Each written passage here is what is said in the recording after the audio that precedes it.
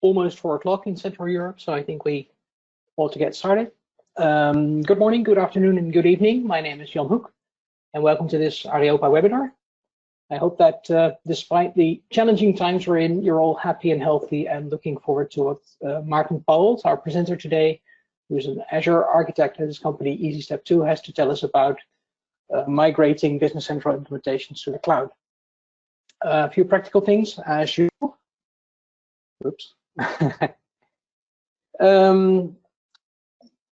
Please feel free to ask any questions to Maarten in the GoToWebinar questions window, and I will collect, summarize, and pass your questions on to Maarten.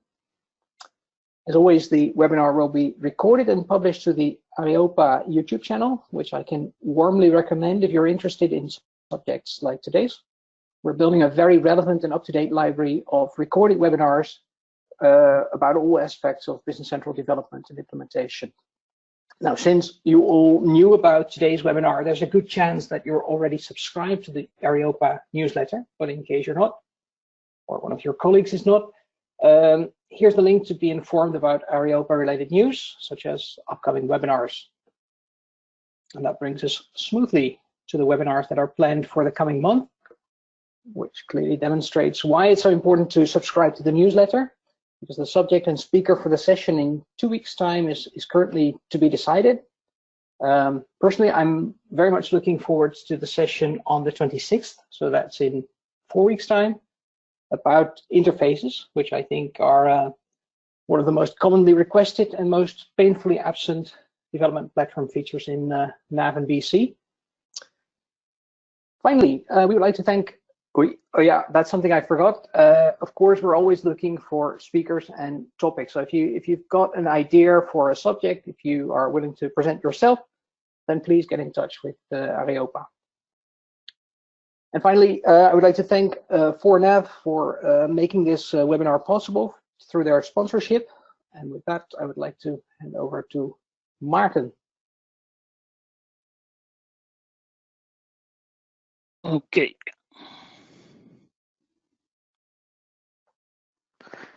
Okay, hello. I'm in IT for about 25 years, and I started my own company 10 years ago as an MSP, first on location, and then later on, 8 years ago, I started with cloud.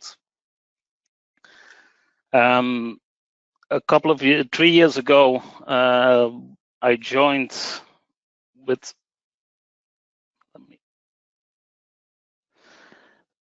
first, let me hear you all welcome. But after that, 3 years ago, I joined together with Rick Blum, who is already 25 years experienced in Dynamics NAV and now Business Central. We joined because we had a lot of companies that were asking moving to the cloud and give them support on the cloud also. Why should you go to Azure? Now, there are certain people hire them or in place when you want to use those services as well as you need to. But that's most cost effective, and in these times, those people are very difficult to hire. Then also one second, one shift. These times, the growth speed is also because Microsoft puts in $1 billion of US dollars to get the security up in place that you always secured. How should you go to Azure? The most people and IT firms do a lift and shift, so they pick up their own data center and then move it to, one second.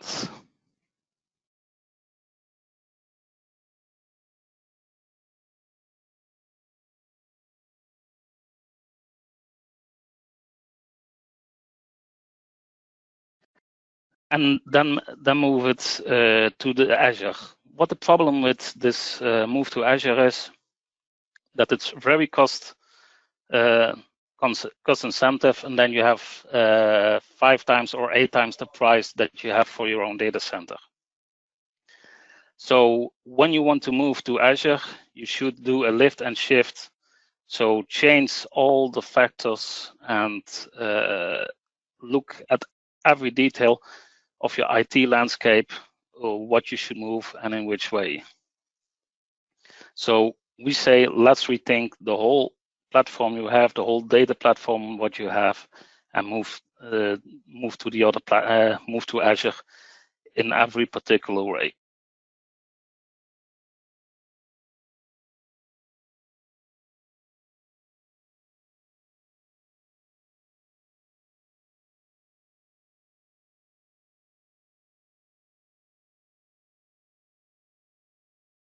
Sorry, I muted. Can you hear me, Jan? It was muted by itself, but yes, I think we can hear you. Okay, yeah, sometimes it's muting my mic, it seems to be. Okay. There's nobody complaining about it, so I think you're okay. Okay, thank you. So when we move from on-premise, we have particular things that we want to move to another data center. What we most times do is just move it part by part if it's possible, because we can use it in a hybrid way, so that you can still use a part of the data center for on-prem and use the best parts of Azure first time till it's more developed in other parts that you can use it also. What we most of the time did is move Microsoft Dynamics Nav, or Business Central these days, to a platform where we separate the Azure SQL database and the NST as a virtual machine, where we run the NST on, and the Azure SQL database, instead of putting a VMware machine in Azure to in the database. That's more cost effective, and you're more flexible in upscaling and downscaling what you need for those SQL database. You can run the virtual machines in an availability set, so that you have it available in several regions even. That's a possibility. That's also possible for Azure SQL. Also, we migrated some web portals, some interfacing and storage to Azure. We use for that web apps. That's for the most applications where you normal web applications. Then we use Azure Logic apps for interfacing with other partners, customers, vendors, or other partners where you want to interface with. And then we also migrated the blob storage. Blob storage is the thing that you use for just the blobs, just files. We can connect the NST to the blob storage, and blob storage you can go to 60 MB per second from reading files from the NST or from other location from our web apps to use it to store your files. Then there's a question. Is that okay? Yeah.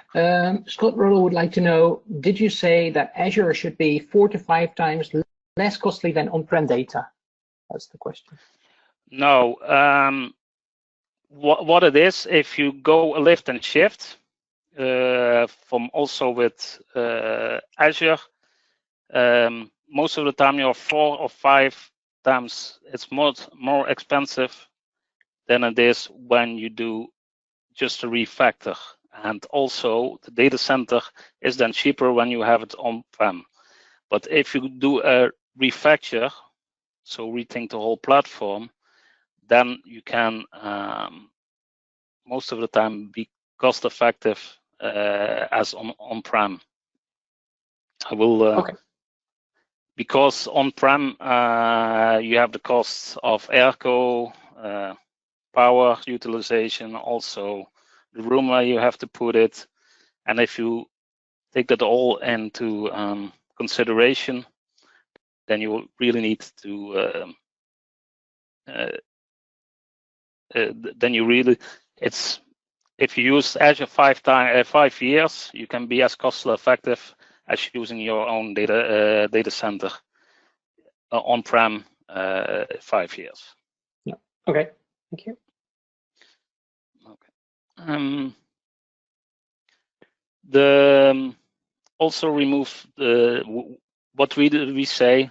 We go for full cloud optimization. So if we can move everything to the cloud, we do, because you're more flexible and you can migrate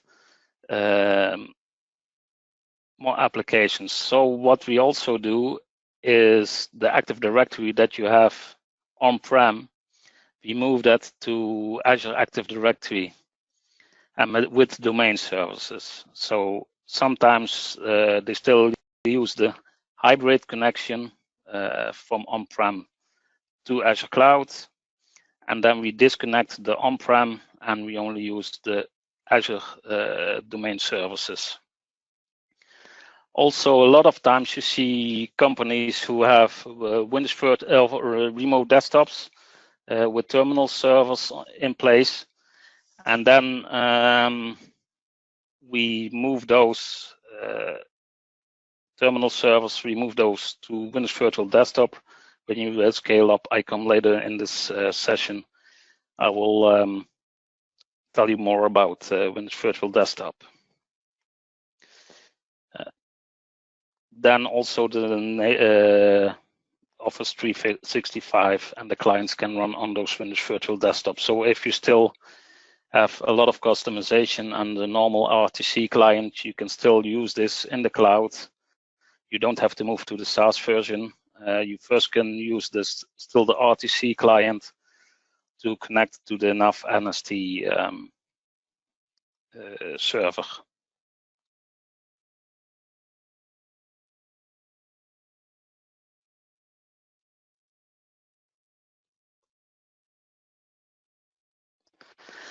Okay. Why do a lot of people think that the Azure is very expensive?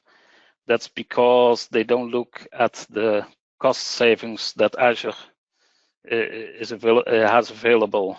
So if you have a normal lift and shift, you see you have at least 55%. It's 55% more expensive.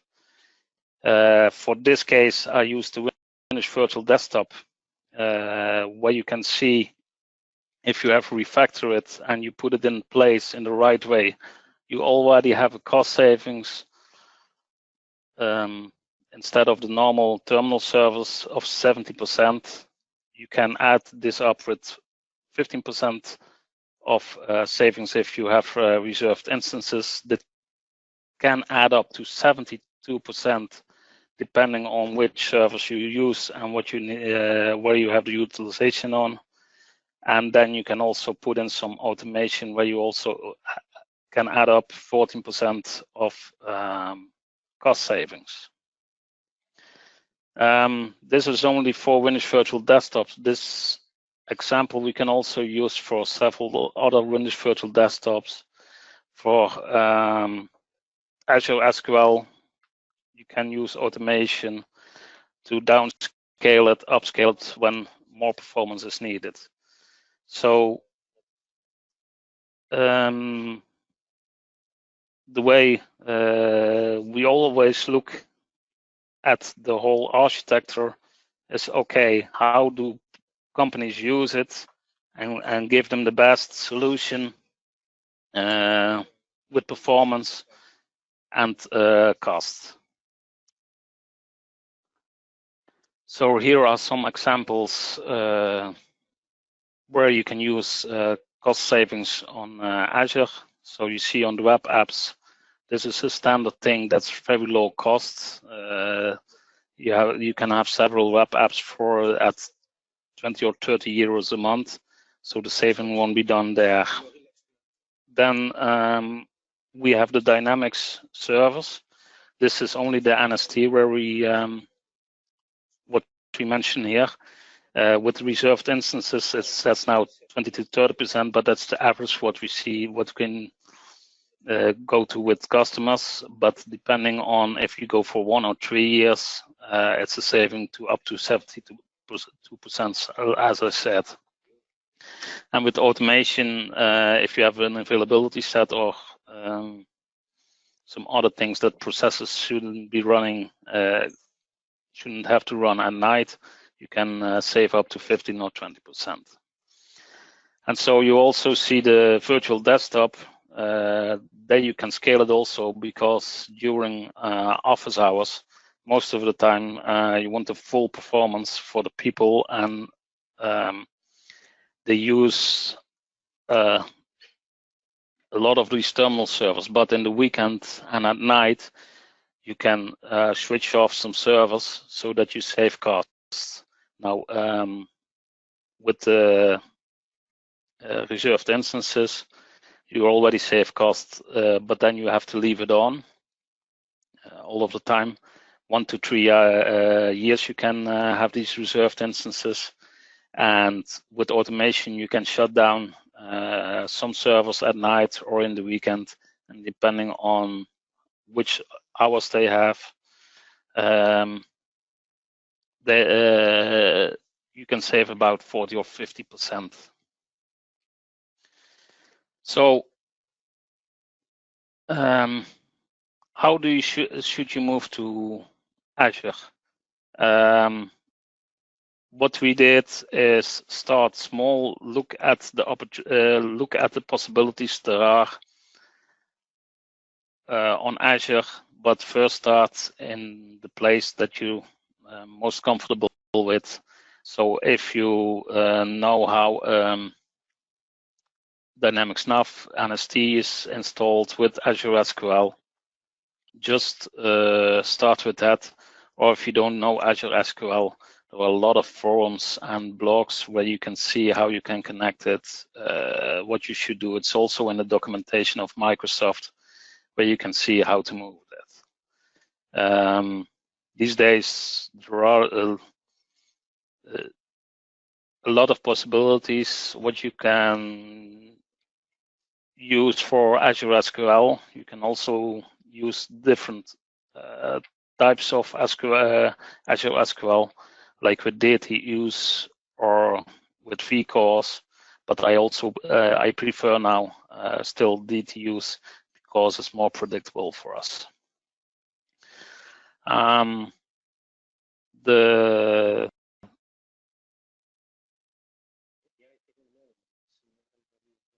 The other applications like Windows Virtual Desktop, Microsoft started with it a year ago.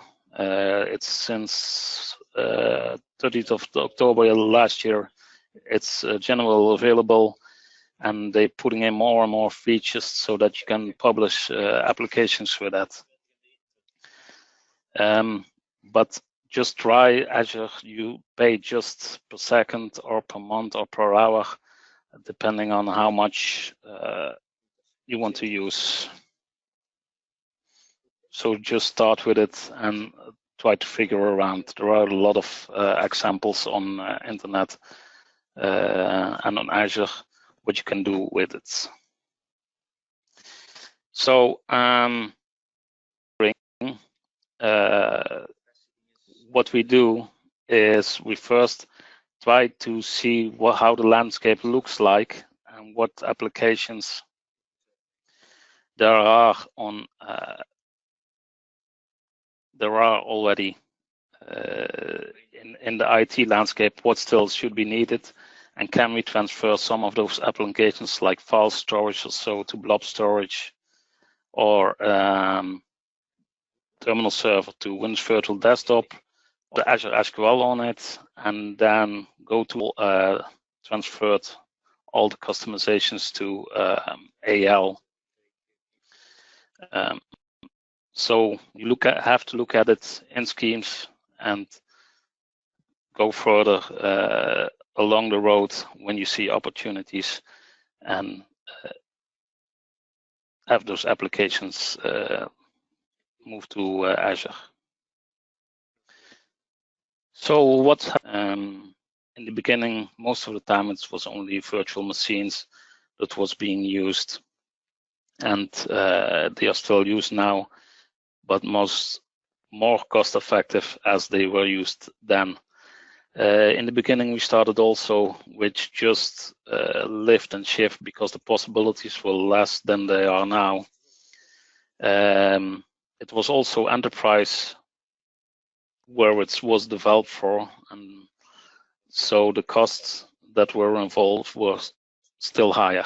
But the last 3-4 years, Azure gets more and more also to SMB businesses where we are in.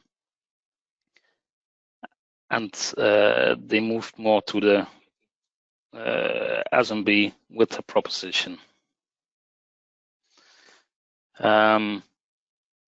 What we did see, because of the pressure from Amazon and Google, they moved some things more quickly than we would have expected, but also with the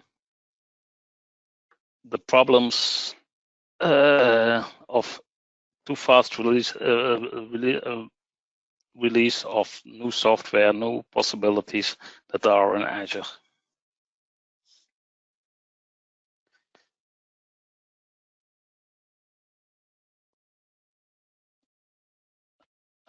I want to go back to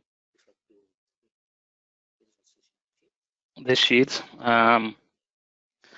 For this particular thing, most of the time where we move the NST with Azure SQL, you can have an environment. We have environments with 20 users or so, where you have the cost of the NST with about, you can start at 75 euros a month.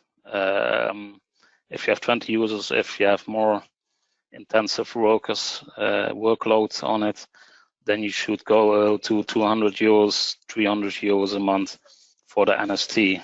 For an Azure SQL database, it's about starting also with an S2.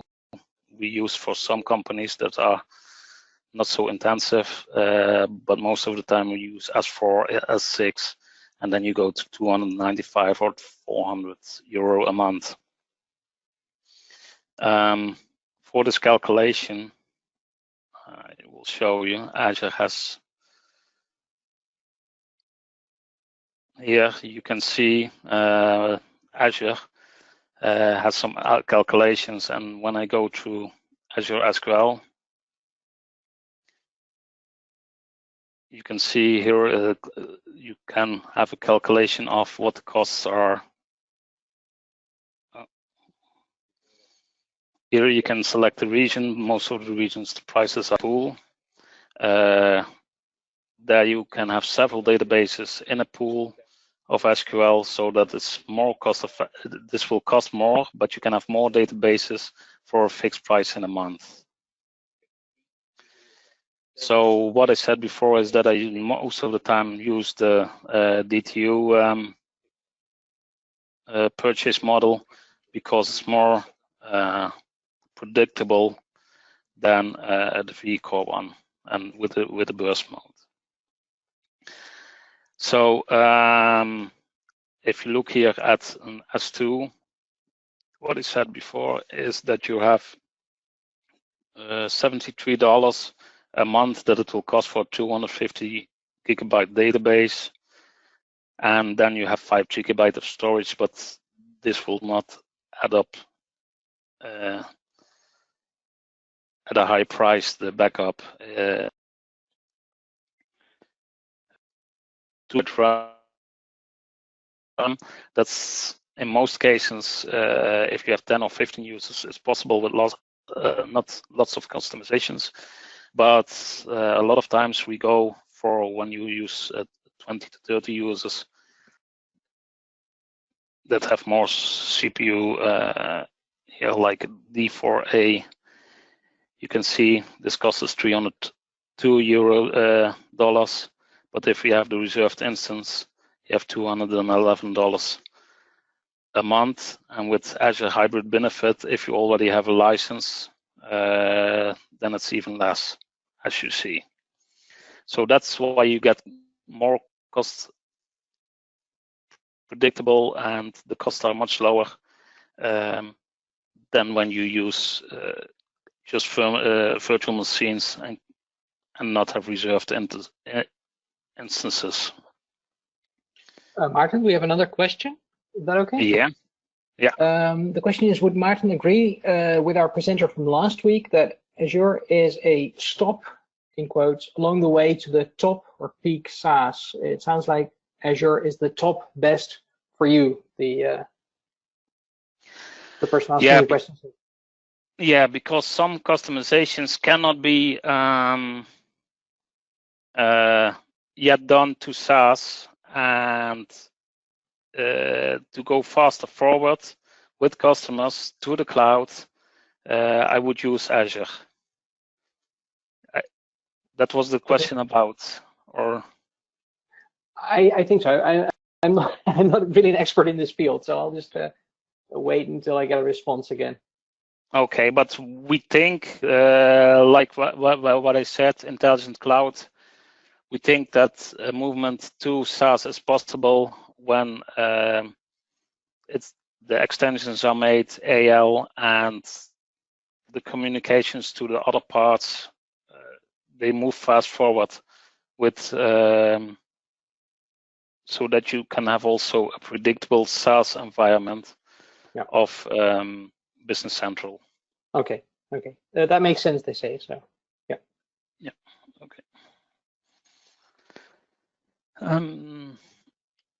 Yeah, so what I was also showing, Windows Virtual Desktop. What did we do with Windows Virtual Desktop? Because what we did see, terminal servers are also cost effective. People are cost intensive. People, they use the remote desktop, they have profiles on it with Outlook, the performance, or they don't use the caching, then Outlook is not so fast as that they use it on a normal PC. So those terminal servers, they have to have a lot of storage, a lot of memory, the user profiles, and they have also a kind of Windows environment that people are not used to at the normal PC where they have Windows 10.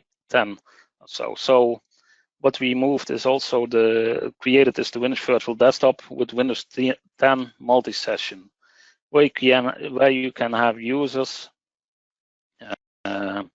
log into a virtual desktop and have the environment like they have on a normal PC with Windows 10. The things they are used with on the normal PC that they use at home. But what we did do is use Windows Virtual Desktop with blob storage. So the profiles are in cheap storage that you can use.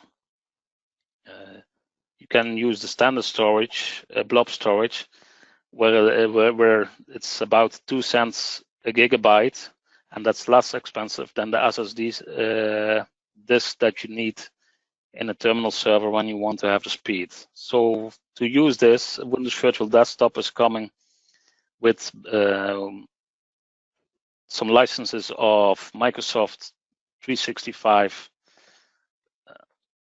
Premium or Business, where you can use the Windows Virtual Desktop, you also have the licenses already that you can log into Windows Virtual Desktop. You don't have to buy any license, what you still need to do when you have it on-prem. The FS Logics we use, and you also get the license for FS Logics with it. They bought this company, I believe, 2 years ago. It's being used for to get those profiles separated from the Windows Virtual Machine. You can also use it on-prem, but then you have to buy the license and you still need to have storage, but you can buy cheapest storage for on-prem. But I think the Azure Blob storage, you can buy the storage as cheap as you can buy it on Azure.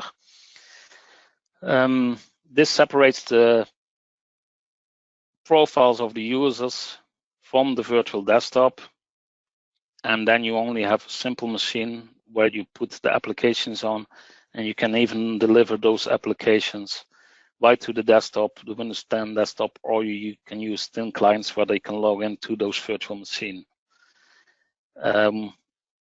Everything is what we do is controlled with the group policies. So the FS Logics, the Azure Blob is connected with this through group policy. It's configured. So when you build up a new virtual machine, or you have more applications that you want to have on this virtual machine, you can put in a new virtual machine and the configuration is still the same. And the user profiles are still being used, so you don't need to have a conversion. You don't even have to upgrade the virtual machine. You put in a new one in place, and then the people can work again. So there's less disturbance for the end users, and the IT people have less work with it to get this up and running. If you have several virtual machines, you can shut down 1 or 2 virtual machines at night and leave one on so that people can always log in to the virtual machine, and during working hours you boot them up and they can use 3 machines so that they have more performance and more users can log in. So the Windows Virtual Desktop you can also use for the RTC client still to put it on so that people can connect to all Seaside screens that you still want to transfer to AL. So that's also a way when you want to upgrade a customer to Business Central, you can still use the Wave the April version of 2019, where you can still use the RTC client, and then you can still upgrade it to Business Central. That's what we use for customers also who have customization that still need to be transferred to AL. So this is how you can go with the automated with the Windows Virtual Desktop, so that it's being moved, so people can move to the cloud and leave the on-prem data center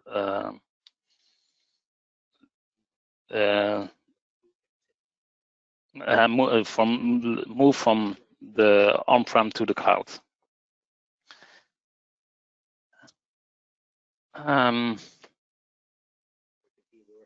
Are there any questions? And no new questions so far. So. Okay. So where I want to look then at is at other applications. What we know, the database for to move to Azure SQL. You also have to need in consideration that you have to have monitoring in place but that's also the webinar that I used last year. You can have a look at that.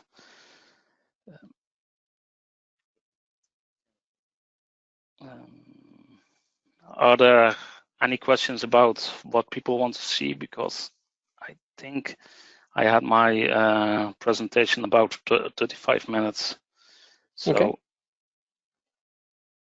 Well, yeah, if they want to see anything in particular, they should probably respond now.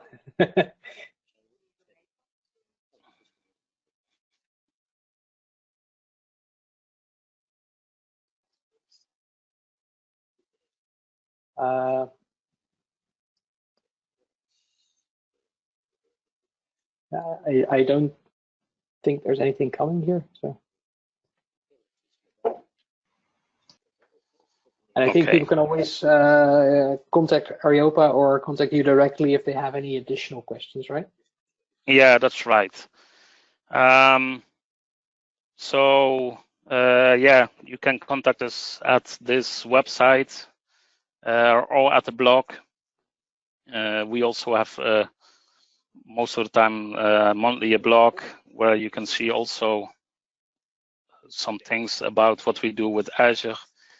The last blog that we did is some configuration practices for Dynamics Business Central and Azure SQL. You can read it on our website, and we have some more things about Azure.